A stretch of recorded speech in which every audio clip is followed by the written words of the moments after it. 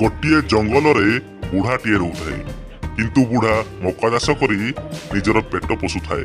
ଦିନେ ହଠାତ୍ ଜଙ୍ଗଲକୁ ବିଲୁଆ ଦଳେ ଆସିଲେ। ସେଥିମଧ୍ୟରୁ ଗୋଟିଏ ବିଲୁଆ ଏମିତି ଜଙ୍ଗଲରେ ବୁଲୁ ବୁଲୁ ଦେଖିଲା ଗୋଟିଏ ବୁଢ଼ା ମକା ଚାଷ କରିଥାଏ। ବିଲୁଆ ମକାକୁ ଦେଖି ମନରେ ଲୋଭ ଆସିଲା। ସେ ଅନ୍ୟ ବିଲୁଆମାନଙ୍କୁ ନ ଜଣାଇ ସେ ସବୁଦିନ ବୁଢ଼ା ମକା ବଗିଚାରେ ପଶି ମକା ଖାଏ ଏବଂ ମକା ଖାଇସାରି ମହା ଆନନ୍ଦରେ ଘରକୁ ଫେରେ। ଗୋଟିଏ ଦିନ ବୁଢ଼ା ମକା ବଗିଚାକୁ ଯାଇକି ଦେଖେ ତ ସବୁ ମକା ଖାଇ ଦେଇଛନ୍ତି।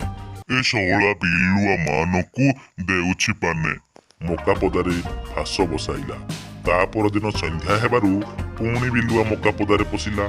ମକା ପଦାରେ ଯେମିତି ପଶିଛି ବିଲୁଆର ଲାଙ୍ଗୁଡ଼ରେ ଫାସ ଲାଗିଗଲା। ବିଲୁଆଟି ଛାଟି ପିଟି ହୋଇ ତା ଲାଙ୍ଗୁଡ଼ ଛିଣ୍ଡିଗଲା।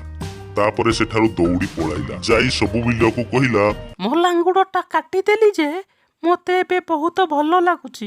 ତମେ ବି ତମ ଲାଙ୍ଗୁଡ଼ କାଟିଦିଅ। ତୁ କୋଉଠି ଚୋରେଇ ପଶିଥିଲୁ ଯେ ତୋ ଲାଙ୍ଗୁଡ଼ ଛିଣ୍ଡି ଯାଇଛି। ତୋ ଭଳିଆ ଆମକୁ ଚୋର କରିବୁ ନା କ'ଣ? ଚାଲ ରେ ଚାଲ ସମସ୍ତେ, ଆ କଥା କେହି ଶୁଣୁନାହିଁ। ସେହି ବିଲୁଆକୁ ସମସ୍ତେ ବାଡ଼େଇବା ପାଇଁ ଦୌଡ଼ିଲେ। ସେ ବିଲୁଆ ଦୌଡ଼ି ଦୌଡ଼ି ପଳାଇଗଲା। ଯାଉ ଯାଉ ଦେଖିଲା ମସ୍ତ ବଡ଼ ହାତୀ। ହାତୀ ପାଖକୁ ଯାଇ କହିଲା, ମହାରାଜ, ଆମ ଜଙ୍ଗଲରେ ରାଜା ନାହାନ୍ତି, ଚାଲ ଆମ ରାଜ୍ୟରେ ରାଜା ହେବ। ବିଲୁଆ କଥା ଶୁଣି ବିଲୁଆ ପଛେ ପଛେ ହାତୀଟି ଗଲା। ବିଲୁଆ ତ ଭାରି ଚାଲାକ। ହାତୀକୁ କହିଲା, ମହାରାଜ, ଆଗକୁ ଏଇ ଗାଡ଼ିଆ ଦେଇକି ଯିବାକୁ ପଡ଼ିବ। ହଉ ଚାଲ କହି ବିଲୁଆ ଡେଇଁକି ପଳାଇଗଲା।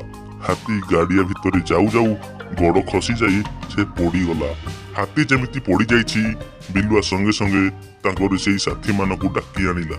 ସବୁ ବିଲୁଆମାନେ ମିଶି ହାତୀକୁ ଖାଇଗଲେ। ବଣ୍ଡା ବିଲୁଆକୁ ସମସ୍ତେ ଧନ୍ୟବାଦ ଜଣାଇଲେ।